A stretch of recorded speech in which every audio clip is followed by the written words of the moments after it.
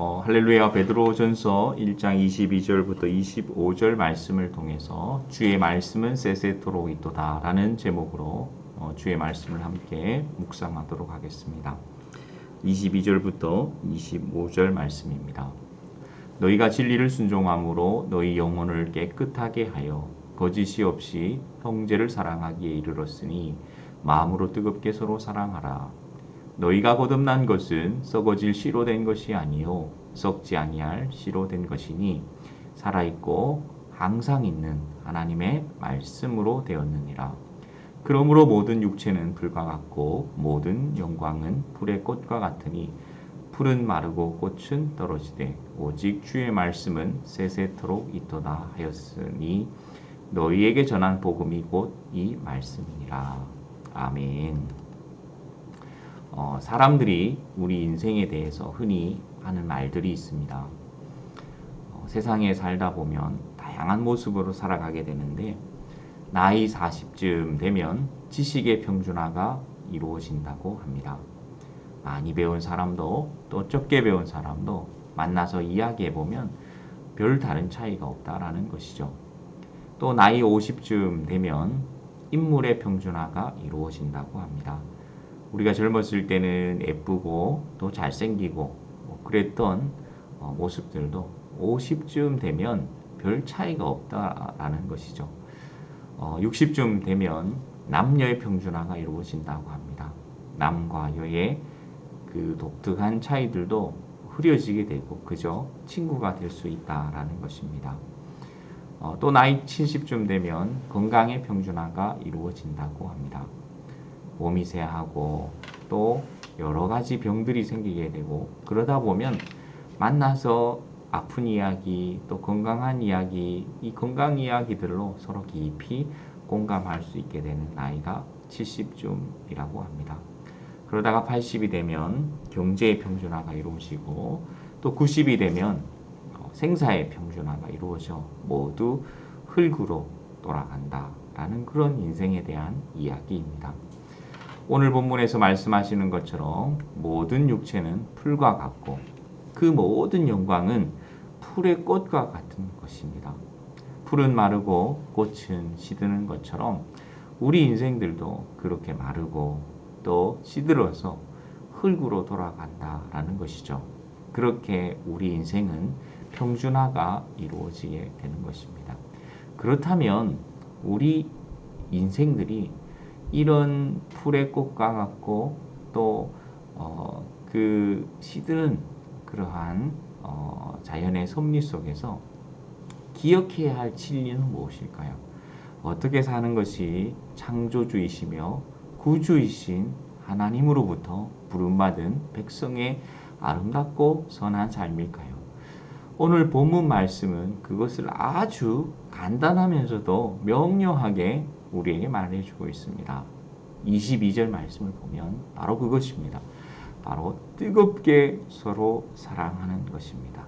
뜨겁게 서로 사랑하는 것. 그것이 바로 하나님께서 우리를 불러주신 선하고 아름다운 백성의 삶인 것이죠. 그리고 기억해야 할 또 하나는 뭐냐면 그 사랑의 기초에는 바로 세세토록 있는 하나님의 말씀이 있다라는 것입니다.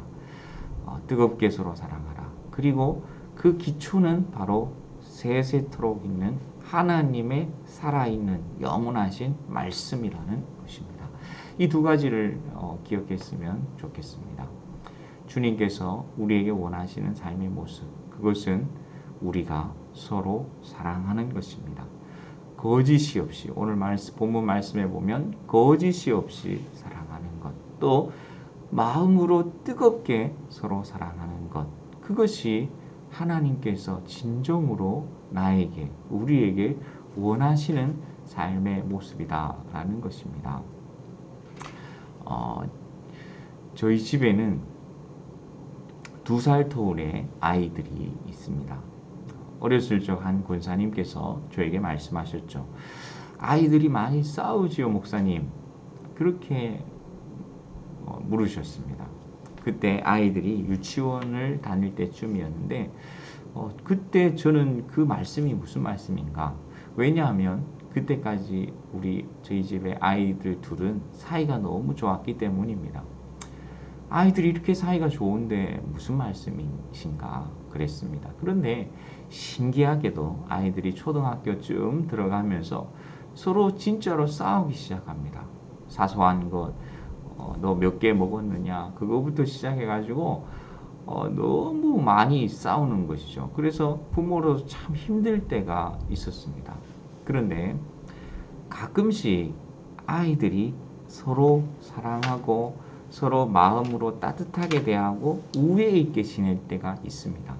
가끔씩 그렇습니다. 그러면 부모 된 제 마음이 얼마나 기쁘고 좋은지 모릅니다.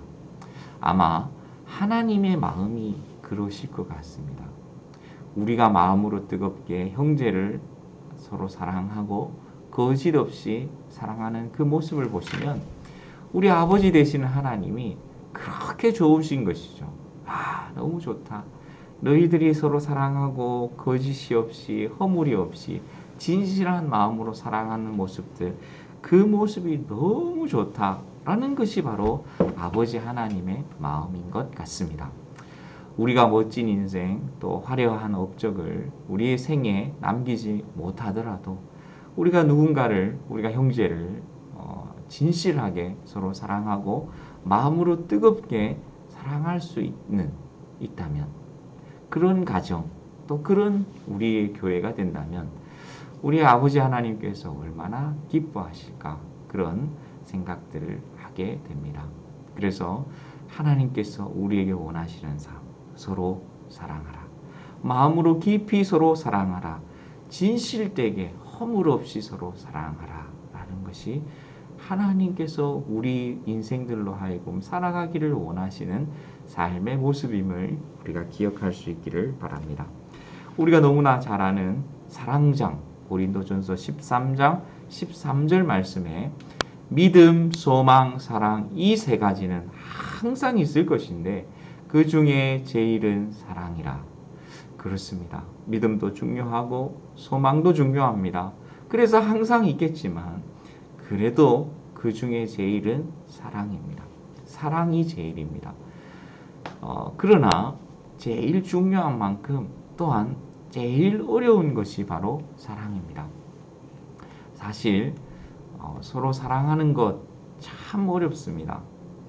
인생을 살면 살수록 사랑하는 것이 제일 힘들다는 것을 여실히 깨닫게 됩니다. 여러분도 그렇지 않습니까? 때로는 과연 거짓이 없이 마음으로 뜨겁게 사랑하는 것, 그것이 과연 가능할까 싶기도 합니다. 가만히 우리의 삶을 돌아보면 사람을, 형제를 사랑하기보다 그렇지 못할 때가 참 많습니다. 사랑하기보다 오히려 형제를 판단할 때가 많습니다. 성도 여러분, 우리는 판단하고 있지 않습니까? 아니면 사랑하고 있습니까? 자녀들을, 남편을, 아내를, 형제를, 자매를, 성도를, 지체들을, 이웃을 판단하십니까? 아니면 사랑하십니까? 참 자신이 없습니다. 요한복음 8장 15절 말씀에 보면 예수님께서는 분명히 우리에게 말씀하십니다. 너희는 육체를 따라 판단하나 나는 아무도 판단하지 아니하노라. 너희는 육체를 따라 판단하지만 나는 아무도 판단하지 아니하노라. 예수님은 육체를 따라 아무도 판단하지 않겠다라고 선언하십니다. NIV 성경에 보면 육체를 따라 판단한다라는 것이 휴먼 스탠다드로 표시하고 있습니다. 세상의 인간들의 세운 기준입니다.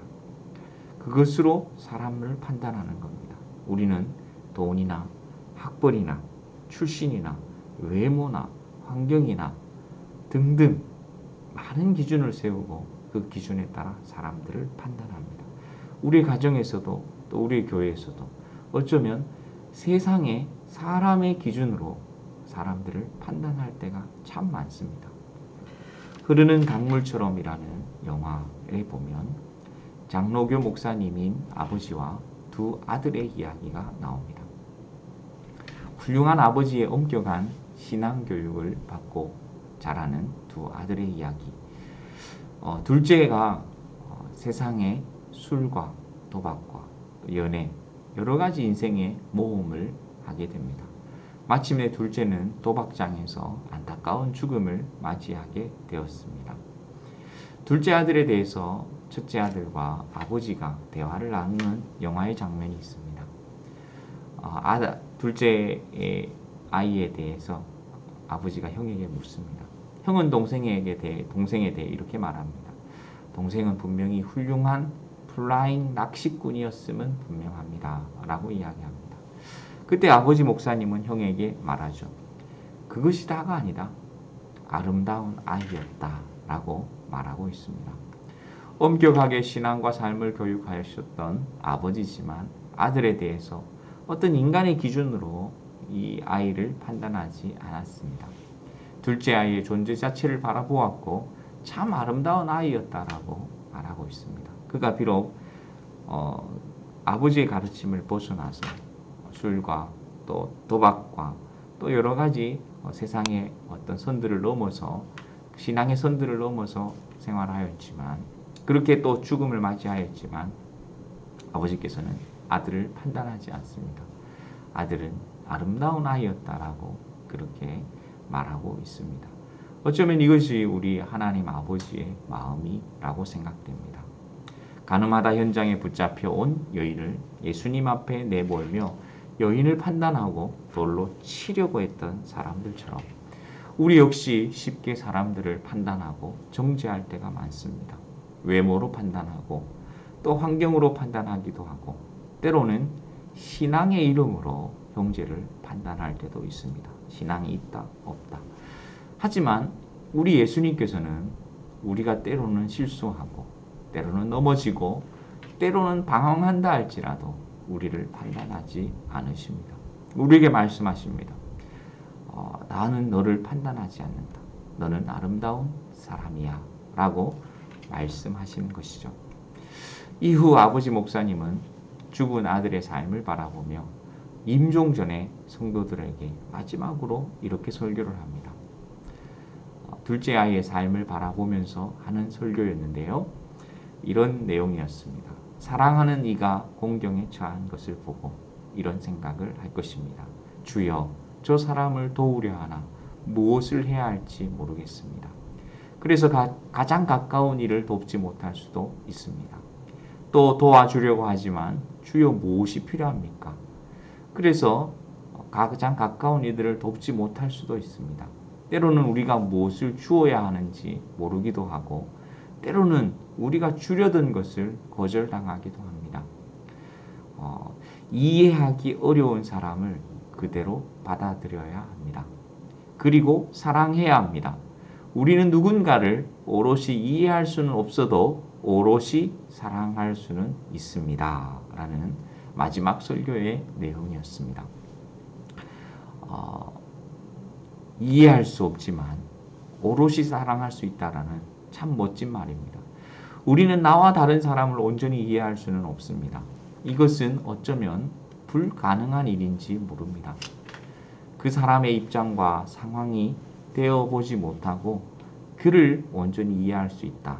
그렇지 않습니다. 그렇게 오롯이 이해할 수는 없지만 하지만 오롯이 사랑할 수 있다라는 것입니다. 어떻게 그 일이 가능할까요? 바로 진리이신 하나님의 말씀에 있습니다.